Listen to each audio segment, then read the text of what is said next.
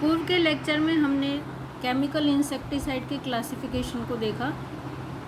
Chemical insecticide के classification को कई आधारों पर हम देखते हैं, यानी केमिकल इंसेक्टिसाइड का वर्गीकरण कई आधारों पर किया जा सकता है,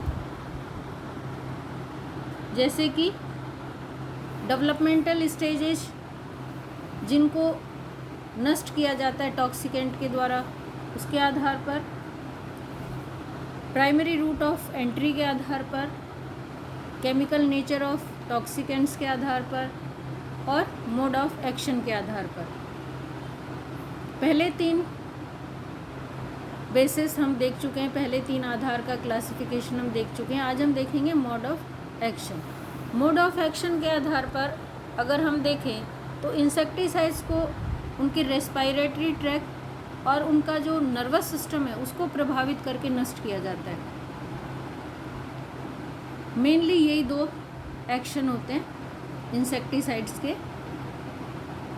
इनको हम 5 प्रकार में विभाजित करते हैं: physical poisons, protoplasmic poisons, respiratory poisons, nerve poisons और poison of general nature. Poison of general nature में इस तरह के पॉइजन्स को रखा जाता है जिनका कोई स्पेसिफिक एक्शन नहीं होता और उनका मिला जुला प्रभाव अलग अलग रूप में हमारे सामने आता है, और उन सब का एक ग्रुप बनाकर हम उसको रखते हैं पॉइजन ऑफ जनरल नेचर में।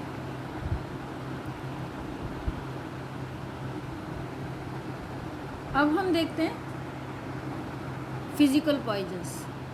फिजिकल पॉइजन्स में ऐसे इंसेक्टिसाइड्स को रखा जाता है जिनका कोई डायरेक्ट केमिकल और बायोकेमिकल प्रभाव नहीं होता।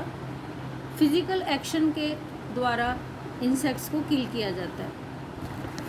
इसमें 2 प्रकार से इंसेक्ट्स को किल करते हैं। एक होता है रेस्पिरेटरी ट्रैक को प्रभावित करना, यानी श्वसन तंत्र को प्रभावित करके, और उसमें उसको हम रखते हैं एस्फिक्सेशन में।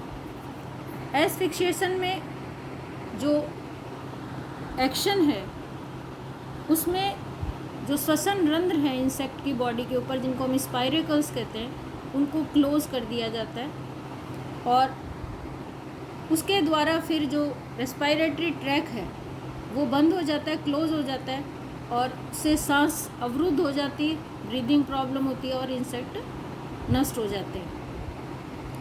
एग के स्टेज में भी इन इंसेक्टिसाइड्स के द्वारा डेवलपिंग एम्ब्रियो को नष्ट किया जा सकता है। एग के जो श्वसन रंध्र हैं जिनको हम माइक्रोपाइल्स बोलते हैं, उनको क्लोज कर दिया जाता है और उसके कारण जो ऑक्सीजन की सप्लाई है वो अवरुद्ध हो जाती है और डेवलपिंग एम्ब्रियो वो डिस्ट्रॉय हो जाता है। लेकिन जो इस प्रकार के इंसेक्टिसाइड्स हैं वो फाइटोटॉक्सिक होते हैं। फाइटोटॉक्सिक होने के कारण जो प्राइमरी डेवलपिंग स्टेज है या ग्रोथ स्टेज है प्लांट की, उसमें हम उनको यूज़ नहीं कर सकते, और जो डोरमेंट स्टेज है प्लांट का, जो ग्रो कर चुके प्लांट हैं या फिर ट्रीज़ हैं, उनमें इनको काम में लेना ज़्यादा सही होता है।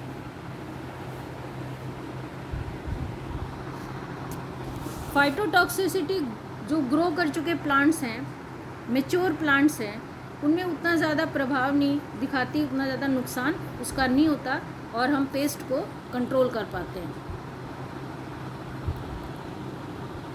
फिर हम देखते हैं मैकेनिकल इंजरी।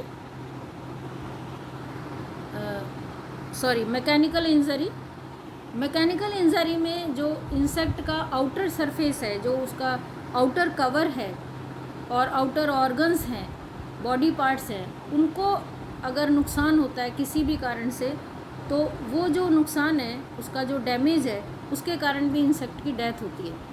तो मैकेनिकल इंजरी में जैसे एल्यूमिनियम ऑक्साइड का जो डस्ट है, उसके कारण क्यूटिकल में एब्रेशंस होते हैं, वो क्यूटिकल में धीरे धीरे घर्षण होकर वो ख़त्म हो जाती है, और क्यूटिकल में डैमेज होने के कारण अंततः इंसेक्ट की डेथ हो जाती है। फिर हम देखते हैं प्रोटोप्लाज्मिक पॉइजन्स। प्रोटोप्लाज्मिक पॉइजन्स ऐसे इंसेक्टिसाइड्स हैं जिनके द्वारा जो सेल्यूलर प्रोटीन है वो प्रेसिपिटेट हो जाता है गट इपिथीलियम, और गट इपिथीलियम से जब वो प्रेसिपिटेट हो जाता है प्रोटीन, तो इसके कारण सेल है वो डिस्ट्रॉय हो जाती हैं और जो लास्ट में फिर इंसेक्ट की डेथ हो जाती है।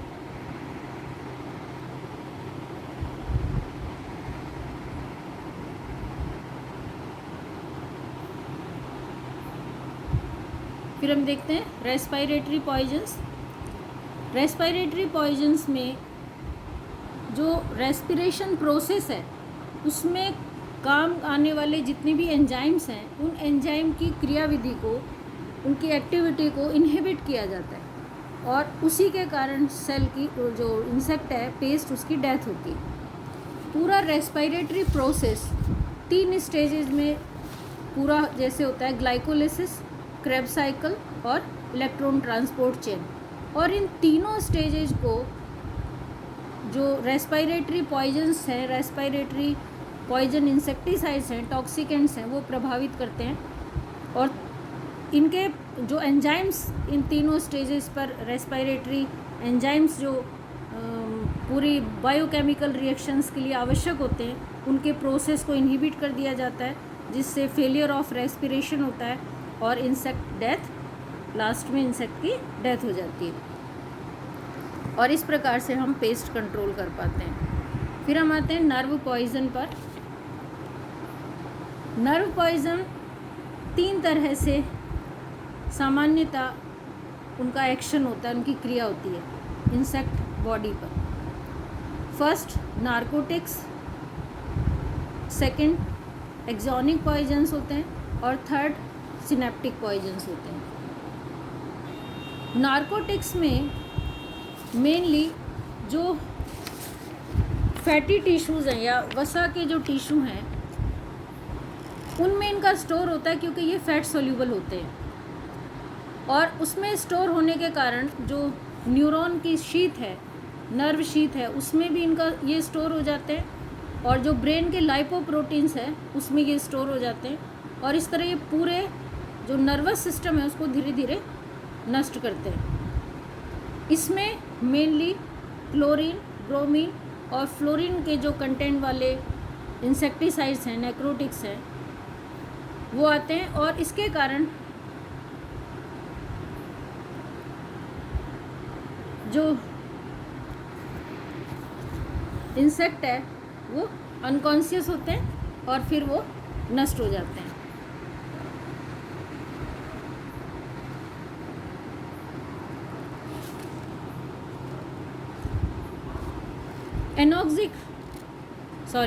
एक्सोनिक पॉइजन्स, एक्सोनिक पॉइजन्स और सिनेप्टिक पॉइजन्स, जो नर्व इम्पल्स का ट्रांसमिशन है उसको अलग अलग स्तर पर इनहिबिट किया जाता है, अलग अलग स्तर पर अवरुद्ध किया जाता है, उसको डिस्टर्ब किया जाता है। अगर हम देखें जो नर्व इम्पल्स हैं उनका ट्रांसमिशन अगर हम देखें तो नर्व इम्पल्स का ट्रांसमिशन एक्सॉन से शुरू होता है, जब एक्सॉन में पोटेशियम और कैल्शियम आयंस को पोटेशियम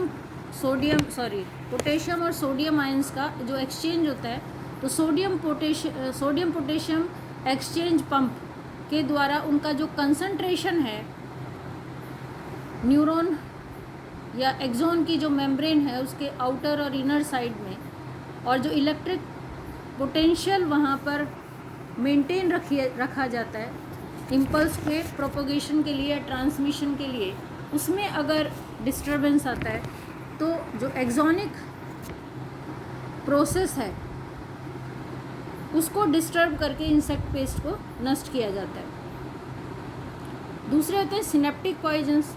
तो जो सिनेप्टिक नोब है उसके गैप में जो एसिटाइल कोलिन का जो कंसंट्रेशन या उसका एक्यूमुलेशन जो वहाँ होता है, एक इम्पल के बाद में या एक आवेग के बाद में उसे वहाँ समाप्त किया जाता है, जिससे अगले आवेग के लिए, अगले इम्पल्स के लिए प्रिपेयर कर सके सिनेप्टिक नोब अपने आप को।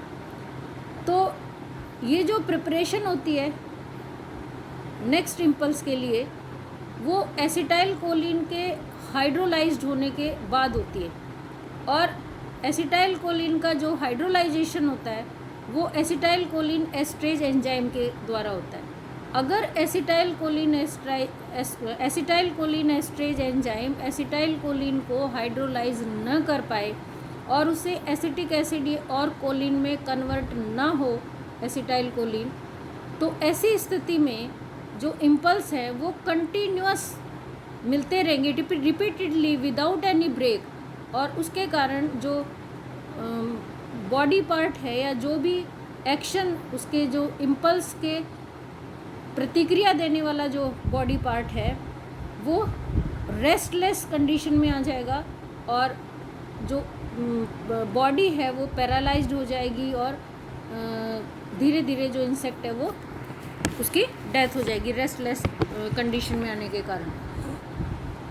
तो जो एक्सोनिक पॉइजन्स हैं और जो सिनेप्टिक पॉइजन्स हैं, इन दोनों में मेन जो होता है वो एक तो रिपीटेटिव डिस्चार्जेज होते हैं जो एक्सॉन्स हैं उसमें, और दूसरा जो सिनेप्टिक नोब है वो नेक्स्ट इम्पल्स के लिए अपने आप को रीप्रिपेयर नहीं कर पाता, क्योंकि एसिटाइल कोलिन है वहाँ पर जो एक्यूमुलेट हुआ है एक इम्पल्स में, वो एक आवेग में जो वहाँ इकट्ठा हुआ है वो हाइड्रोलाइज्ड नहीं होता, क्योंकि एसिटाइल कोलिन एस्ट्रेज एंजाइम का जो एक्टिविटी है उसका जो एक्शन है उसको इनहिबिट कर दिया जाता है।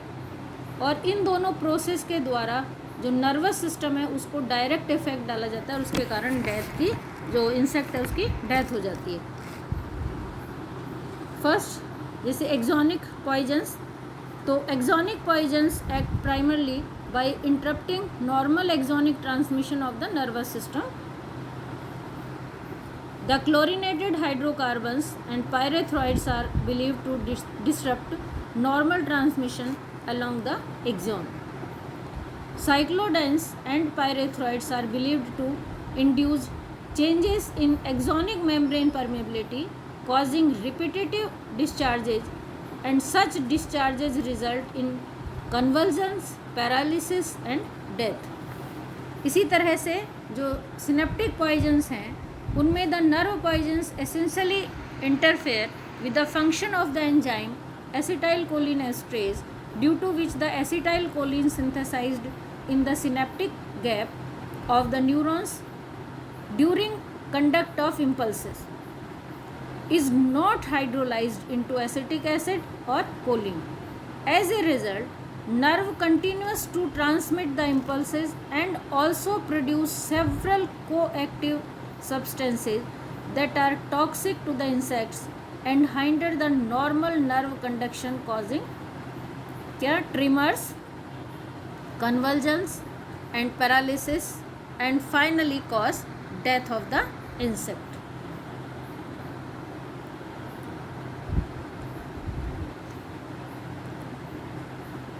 जो नर्व पॉइजन्स हैं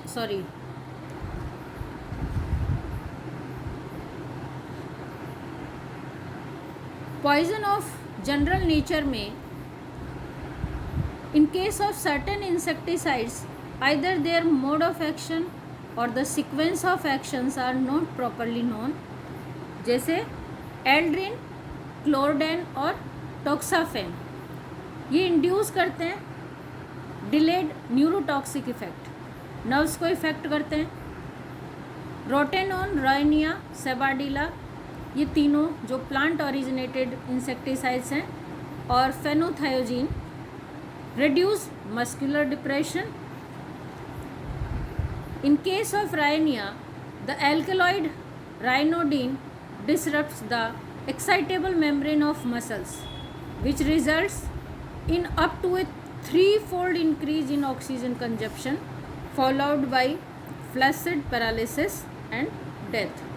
तो हम देखते हैं कि किस प्रकार से मोड ऑफ एक्शन अलग अलग तरह की क्रियाविधि के द्वारा मेनली रेस्पिरेटरी सिस्टम को डिसरप्ट करके और नर्वस सिस्टम को बाधित करके जो इम्पल्स का ट्रांसमिशन है उसको बाधित करके एक्सॉन लेवल पर और सिनेप्टिक जो नोब है वहाँ